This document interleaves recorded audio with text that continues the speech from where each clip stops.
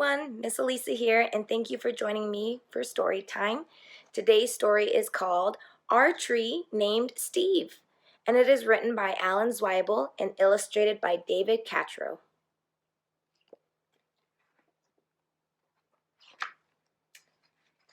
Dear kids, a long time ago when you were little, Mom and I took you to where we wanted to build a house for us to live in.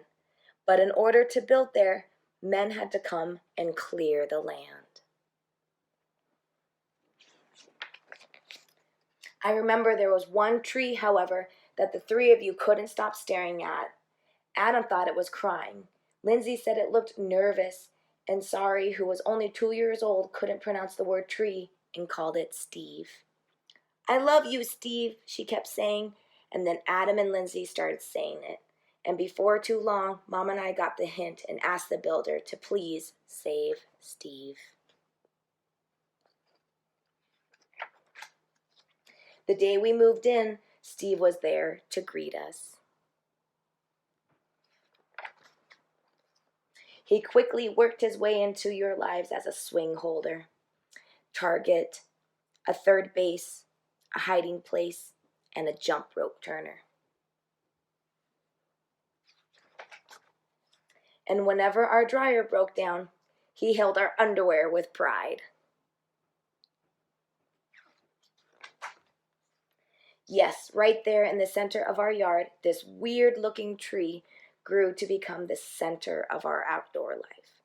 Through all our barbecues, campouts, dance parties. Or when Adam and Lindsay started getting crushes on the Simon kids next door, Steve adjusted to every need.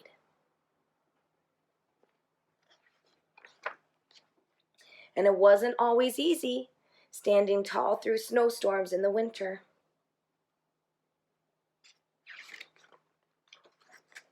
Or when Uncle Chester napped in the hammock couldn't possibly have been fun. Not to mention the time that the sewer overflowed and Steve sucked up all the smelly water before it drowned Kirby.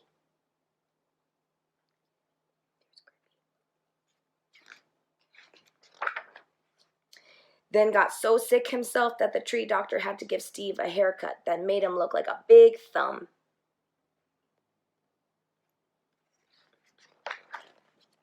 Through the years, Mom and I have tried to show you in a world filled with strangers the peace that comes with having things you can count on and a safe place to return to after a hard day or a long trip.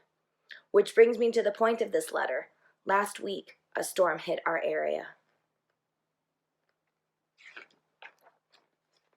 And though we spared Steve's life a long time ago, this time we couldn't save him.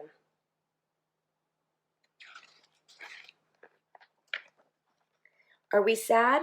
Sure we are. But even in his final moments when he could have fallen on our house, Sorry Swings, Kirby's house, or Mom's garden, Steve performed his last trick and protected all of us to the very end. And friends like this are hard to find. So when you come home from Grandma's next week, Steve will not be able to greet you as he's done in the past. I'm sorry. But please know that Steve will always be with us in our hearts, in our thoughts, and in a different tree at the other end of our yard. See you next week. Love, Dad.